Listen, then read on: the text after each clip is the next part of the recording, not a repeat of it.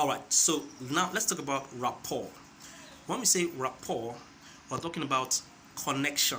We're talking about connection, connection, connection. You cannot sell, you cannot make a good husband, have a good marriage, even connect with difficult kids if you don't rapport. In fact, persuasion begins with rapport. Rapport is power. For you to connect with anybody, for you to get anything from anybody, you have to rapport. So rapport is instant responsiveness. Now, in HR, we have what's called the HR rapport, where you can actually achieve rapport with people by following some human relations principles. For example, if you smile at somebody or anybody, you will get positive feedback. The person will smile back at you. All right, so a smile is powerful. A smile speaks better than a sermon, and that's a good, powerful HR rapport. So when you meet a person, you smile at the person, the person gives you a smile, and that shows the person that you are, you're his friend. You're going for a speaking engagement and you're on the podium. It's only thus appropriate that you learn to smile. So develop the habit of smiling. It's a good technique. Another HR rapport is if you're doing a sale, you need to be very careful not to get into an argument. You never argue with your customer, because that's not how to develop rapport. You do not win your customer by arguing up with them. You try not to argue with your customer. Another beautiful way to develop rapport is to quickly compliment, not flatter, because flattery can be very irritating. But when you compliment a person, Abraham Lincoln says everyone demands or desires a compliment. Everyone desires a compliment. You are make a person feel good. I mean, a compliment can make a person feel good throughout the whole day. So you go to your office and you say something, I like your tie, I like your hair. Has anybody told you your hair is looking very beautiful? And the person is like, oh, this is beautiful.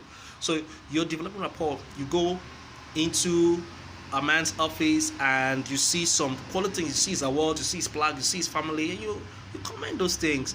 You are trying to quickly establish rapport, and that's so good.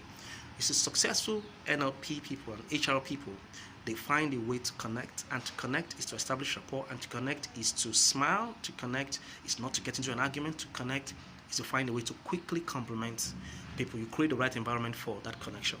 All right, so the other ways people rapport, establish rapport and HR rapport, look at remembering people's names, calling them by their first names. If you take a call from any of these telecommunications, they will ask for your name, and subsequently they will keep calling you by that name.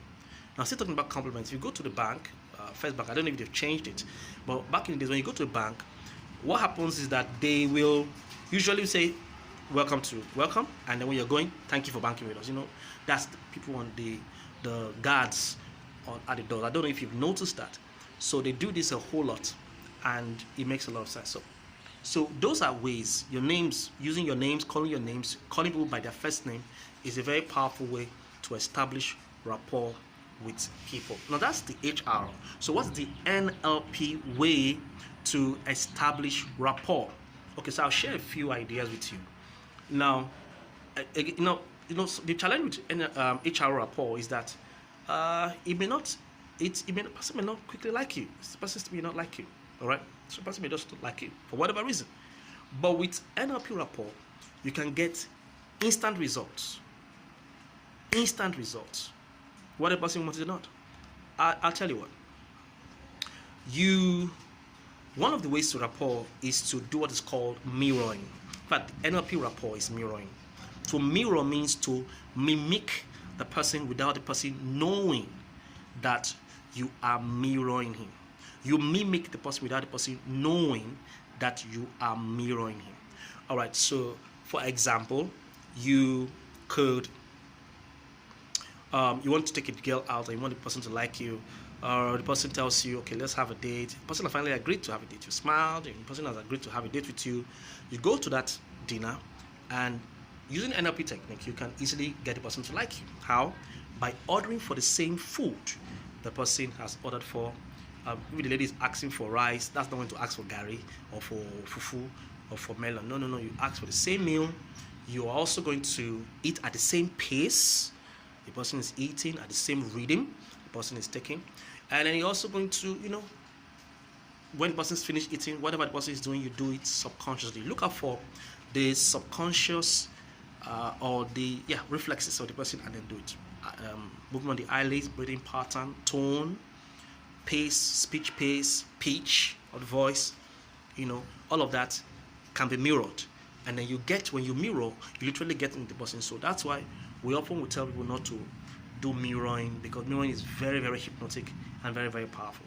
Now, the caveat here is that people who mirror, when you mirror a person, the person must not be aware that you are mirroring the person. So what that means is that you've got to learn, you've got to master it. It's not something that you do one-off. You have to do it again and again and master it to get it right.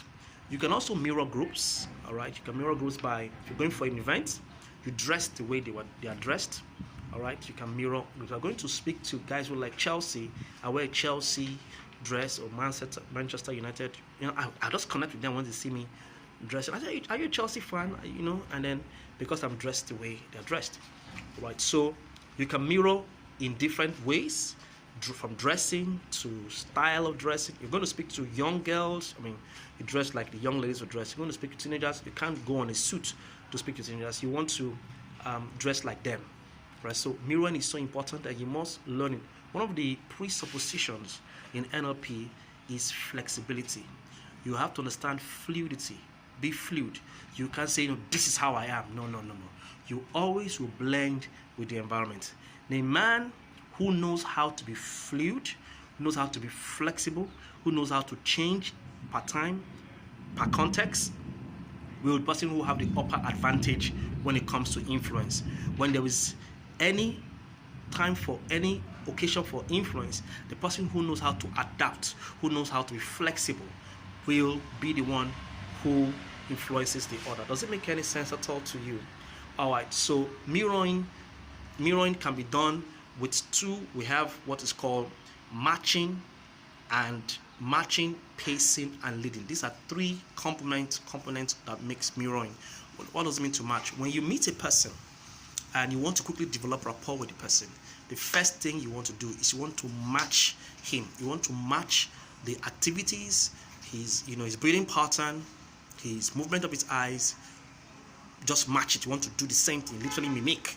That's the match. You want to match where he is. Once you match a person, the person will connect with you subconsciously, and just realize that he likes you for whatever reason. And then after matching, the next most important thing is that you want to pace with the person. You want to pace with the person, as in pace at the same rhythm and timing the person is doing all those reflections, those activities. Then after a while, if you're effectively paced to the person, you're going to lead the person. It means you start taking the person your own direction, start doing some activities that are in line with where you want them to go to. For example, if you are in a meeting and just like I'm doing, the person is talking to you and is leaning backwards, because you are trying to mirror the person, you also lean backward in that conversation. So you're matching. So the person is saying a few things, you're also matching his words at the same pace. And if the person is speaking very fast, you also speak very pace. You're matching his words and you are pacing equally. And then after that, the next very important thing that you do is that maybe you want the person to lean forward. You lean forward, and if you lean forward, most likely the person will lean forward towards you. If the person leans forward towards you, that person has been led. So matching, pacing, and leading are components of mirroring, and we use it a whole lot. So this thing will not happen overnight. You want to do practice. You want to start matching people. You want to start smiling at people, remembering their names, complimenting them, listening to them, not arguing with them. You want to mirror them. That's how to develop rapport. Rapport is part. You want to mirror them by matching their dressing, matching their breathing pattern. If you're a married couple, if your wife and your husband, try this. Go match your wife's breathing pattern. It will help you to have strong connections with this person. Match their pace. If a person is angry over something, you can also match the person. If you match the anger, if you are you match first before you break. That's how you develop rapport. It's rapport that you use to break. If the person is there are people they call analyzers, in sales.